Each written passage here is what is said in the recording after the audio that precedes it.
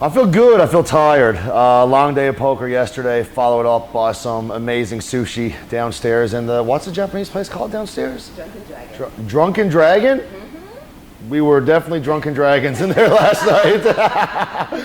Some unbelievable food. So a little bit tired this morning, but we got about an hour and a half here to rebound before day 2 of the mystery bounty, so we'll settle back in. Wake up. That's usually pretty much it. Roll out of bed. No, in the mornings I usually like to get up, you know, a cup of coffee, some real chill vibes. Usually like to get a walk or a light workout in.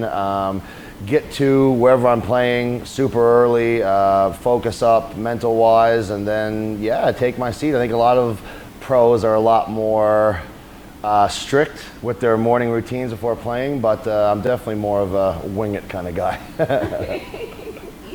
I'm good. I'm glad that's coming across because I'm a mad man. Just kidding. It's I think, I don't know. I think in this industry, especially in poker, it can definitely take the soul out of you a little bit, and it can definitely lead to a lot of people not feeling very good about situations or play or bad beats and that kind of stuff. So I think not only is it kind of in my nature as a Newfoundlander, but I definitely like to try to bring some positivity to an industry that I feel sometimes lacks it.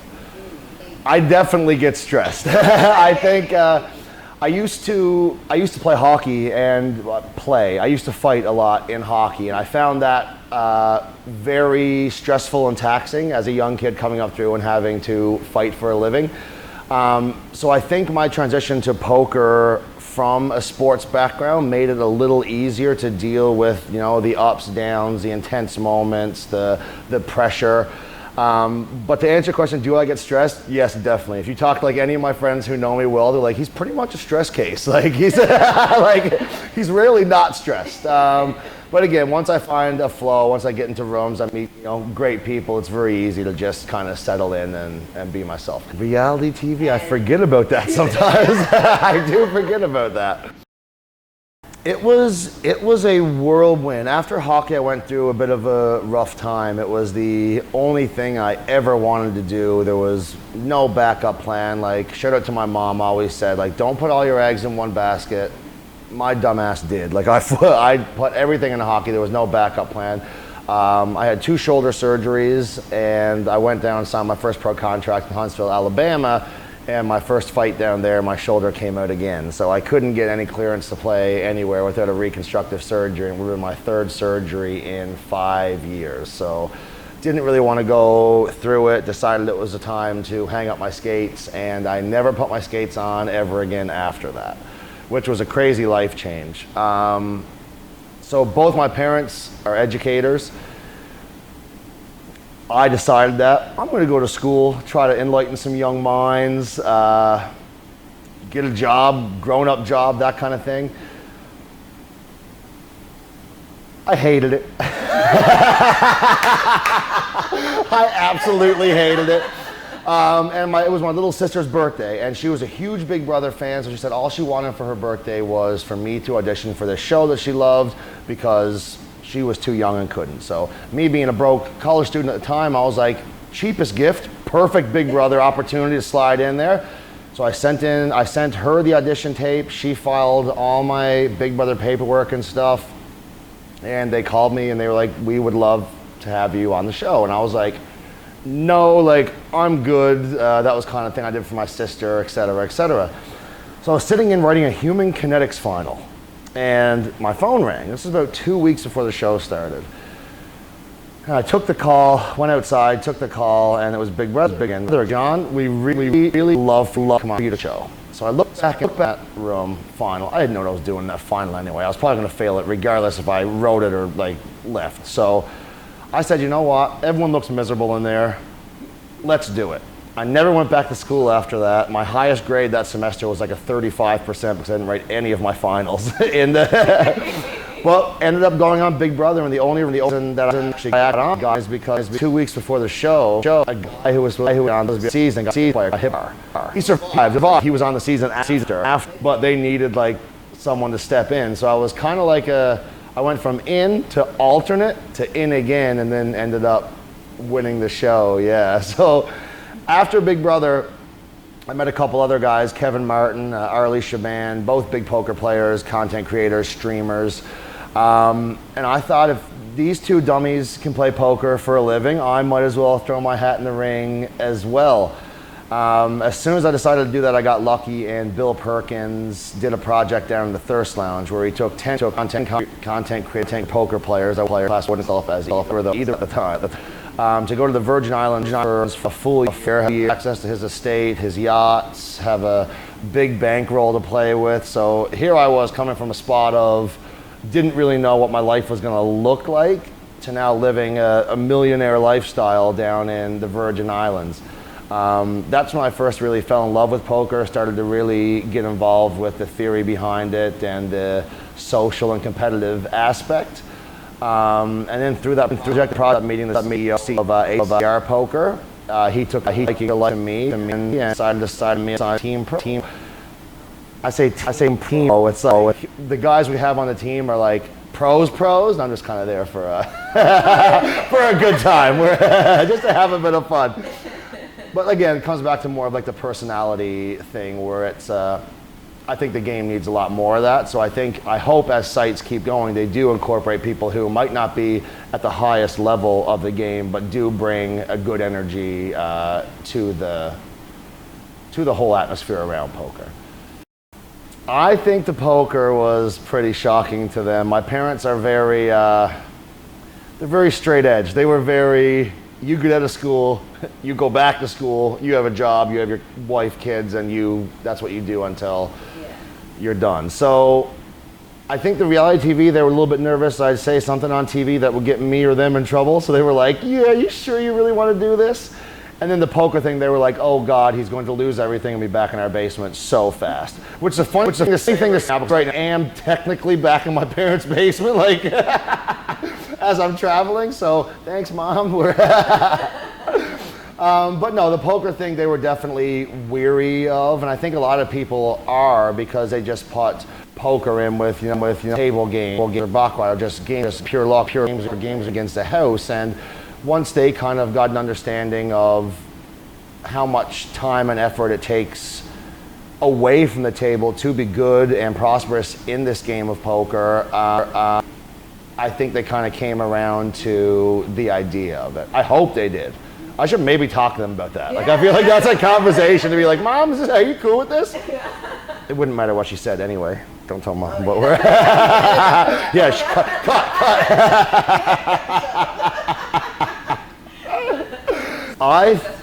I think it takes resilience. I think it takes a very strong mental game and structure. That was the hardest part for me because when I started playing poker, what it gave me was a whole bunch of freedom, a whole bunch of me making schedule.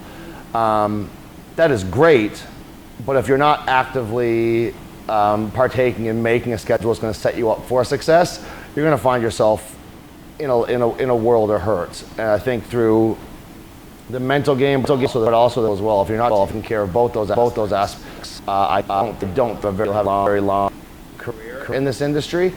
Now, obviously, some people don't do any of that, wake up, eat donuts, and go win tournaments. But I think they're kind of anomalies to really what it takes to become a successful poker player.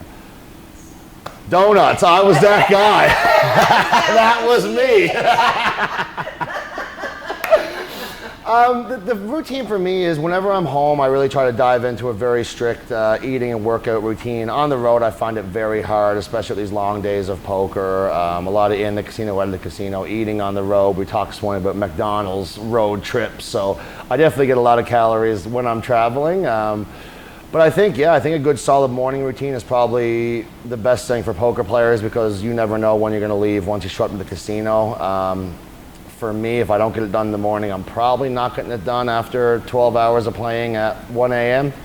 Just not really my style. So yeah, my advice, I would say, get it out of the way in the morning, and yeah, try to stay as strict as you can when you're on the road. 3 types of poker players.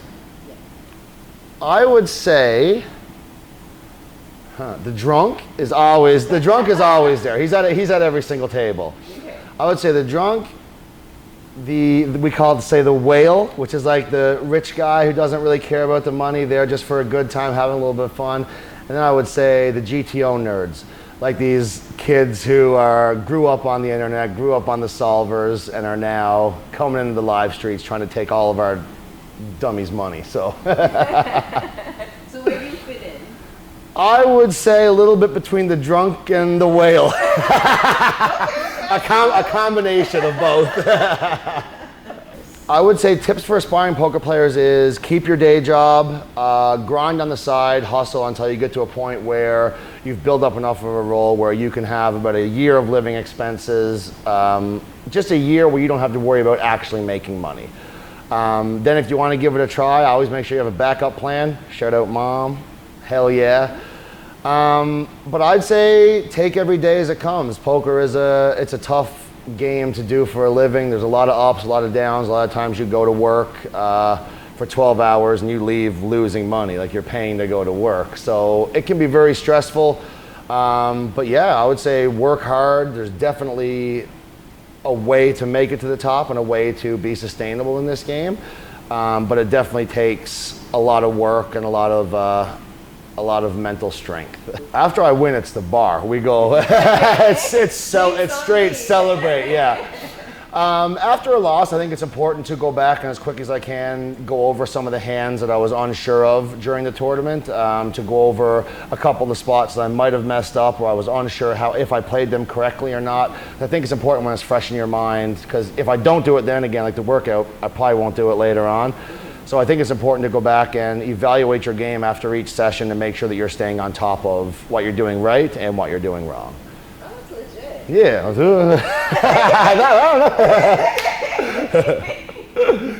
Bluffing came naturally to me as a want to do. Like my instinct is bluff, gamble, that's my itch always. I didn't realize how intense bluffing could be and the emotions and the adrenaline pump your body when you're pulling off bluff. So I have tells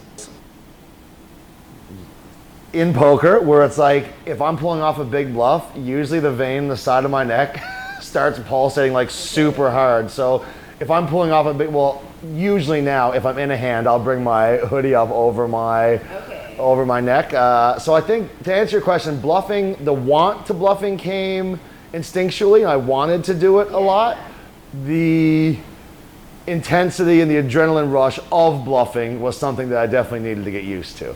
But it's fun. Like that makes me feel alive. It makes me feel alive. So you have to practice. Definitely practice. I think the second game. I think comes back to being in the pressure situation and being able to control your body, control your tells, control your heart rate, control if you have a bead of sweat coming down your forehead, kind of thing. Like all these things take time, and I don't think are natural to a whole lot of people. It wasn't natural to me, but I think we're getting the hang of it a little more now. Yeah, I'm not a big fan of the whole like sunglasses hat on, hoodie drawn. I think it's bad for the game. I also think like if I was watching on TV a bunch of people like in their hoods with their glasses on, like I probably wouldn't tune in for very long. One of the main reasons I play this game is for the competitive aspect, one, and two is a social aspect. I love meeting new people, competing against people in a friendly but kind of intense manner, and I think that I connect with people a lot more when there's not sunglasses, hoodie, and a bunch of in someone's face. So I think do what you want, whatever, cool. I would prefer it if people kind of came in a little more nonchalantly. So how have you changed as a person? I think I've changed a lot as a person. I think poker has taught me a lot about the world, I think through travel and through meeting a bunch of different people. It's also taught me a lot about myself. I think when you come in this industry, it can definitely highlight a lot of your better qualities, but can definitely highlight a lot of your worse qualities as well.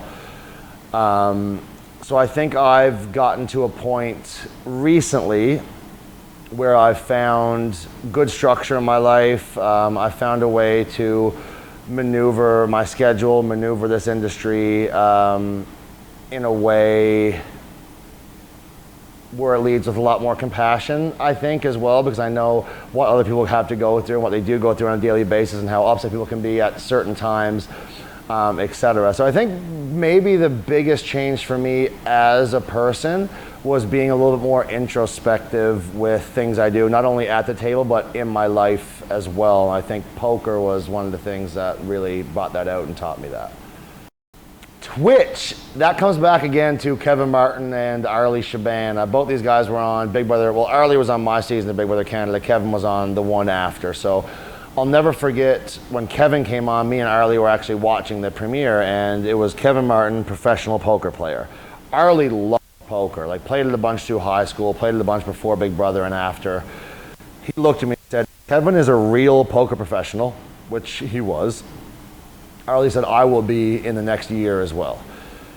Year passes, Arlie gets signed by Poker Stars, Kevin is signed by Stars or GG at that time, and that's when I was like, listen, if these two guys are making a decent living, sitting in front of a computer, entertaining people and tossing cards around, that's something I'm very interested in. So decided to kind of follow in their footsteps and try to follow along the roadmap that they put out for reality TV poker player Twitch streamers. Yeah, I don't know. But I've also I found streaming kind of lonely. Like even having the community I had, amazing community. Sitting in front of a computer screen for 8 to 10 hours a day is not something that my extroverted ass enjoyed very much. So I think now getting into a little bit more of the YouTube space and getting into a little bit more of the vlogging and the live poker has definitely made me feel more at home in the industry and in the space, and has definitely given me more of a comfort to and want to continue to pursue poker as a career. I love Playground. Everyone I talk to, whether they're from the States, UK, if they've ever come to Playground, all they talk about is this is one of the best rooms that they have ever played in. From the action to the staff to the dealers, everything is run top notch. Everything is as it should be, and everything is what you would want in a poker room. So Playground Poker for me is the highest recommendation for any North American, especially to come check this place out. I promise you'll love it, and I promise you'll be back. Ooh, controversial poker takes. One has to do with ace-5 suited. I think it's a bullshit hand. All these GTO nerds say, you know, you can 3-bet, 4-bet, fire it off with ace-5. Tried it twice yesterday, busted both bullets. So I think ace-5 is a sham, kids. I would not listen to your coaches, and I would not play that hand. Another controversial poker take, I don't think Robbie was cheating, is another poker take that I don't think is going to go over very well to a lot of people. I think she missed what her hand was in a situation and didn't know how to operate. And another controversial poker take, how controversial can I get? How controversial can I get? Take not so controversial, but I think there's another huge moneymaker boom for poker coming in the next 2 to 5 years with online poker being legalized in America throughout the US. So I think there's another big poker boom coming in the next couple of years as well. Some people are like, online's dying, poker's, dying. I think we're coming up on a big boom. I would love to be involved. Like you look back at, I think I'm in the wrong era of playing poker. Like I look back at these old school guys, like back in the days with cigars in their mouths, everyone, the table banter, the fun, like that's what I think when I think of poker. Again, not the sunglasses, the hoodie, and like the self-exclusion, but but I would love to be part of that. I look at those guys, how they grew the game, guys like Moneymaker, Negreanu, Helmuth, and I think there is going to be an avenue for a bunch of new, young content creators or poker players to step into those new age roles, which is, I think, super exciting for the game. What is next for me? Well, directly after this, I'm heading to Cincinnati for the Moneymaker Tour. That's from September 17th to the 30th. That'll be a whole lot of fun. And outside of that, I guess overall, I'm just going to continue making content, traveling around North America mostly, having a good time, and just going to continue doing this poker thing as long as I can keep paying the bills, which might not be much longer. But yeah, I think just continue to enjoy life, have fun, travel, and just live this moment in my life to the fullest that I can. Thank you.